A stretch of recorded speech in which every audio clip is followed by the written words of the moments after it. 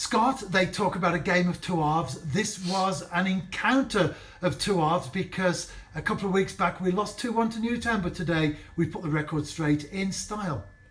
Yeah, and credit goes to Newtown because I thought they did very well against us last time.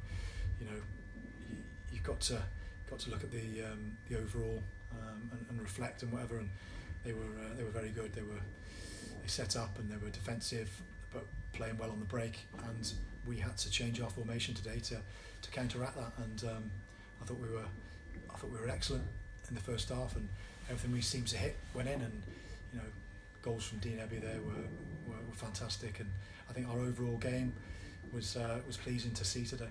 And it was Dean Ebbs 4, Newtown 0 at half time. Yeah, he's a couple of strikes. I said to him before the game, I said, you do really well for us. I think one thing, you're not ruthless enough. You don't get enough goals.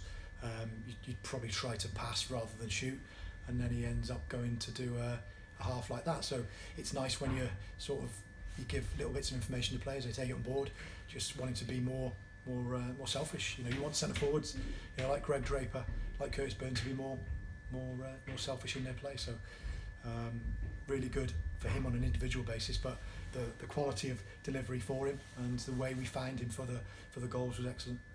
And we did score 6 in the end. Danny Redmond and Curtis Byrne on as a substitute. Yeah, good to get a couple of goals in the second half. Usually when you dominate in the first half and have such a positive half, usually it peters out, and I didn't want that. And I thought it was going that way when we conceded the goal, but hit back straight away, and with a nice finish as well from Dan.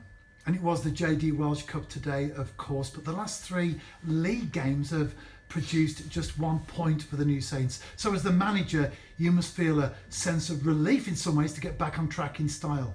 Yeah, it's always better to win games than lose games, and last 2 or 3 weeks have been really disappointed in not so much the performances but results and just the way it's gone. But you pick yourselves up and you go again. There's a long way to go.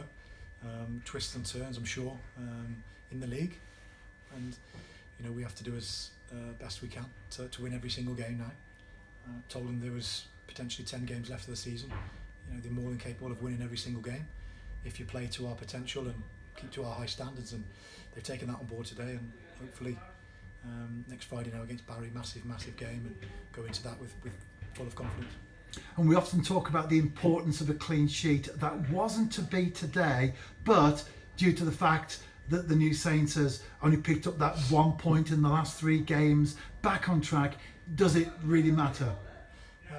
It matters because it breeds confidence, and it takes care of certain defensive frailties that we've had this season, because we haven't been at our best. We've conceded too many goals, we haven't had enough clean sheets, we haven't won enough games.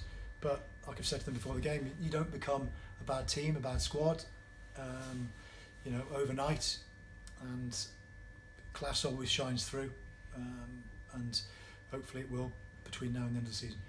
And as you mentioned, our opponent next week, Barrytown United, back to league action. That's another massive game for TNS. Yeah, we've played against them obviously earlier on in the season where they beat us 1-0. Didn't think we played that bad actually overall in that game. I just thought we huffed and puffed, and we had a few chances that the keeper did very well with on the day.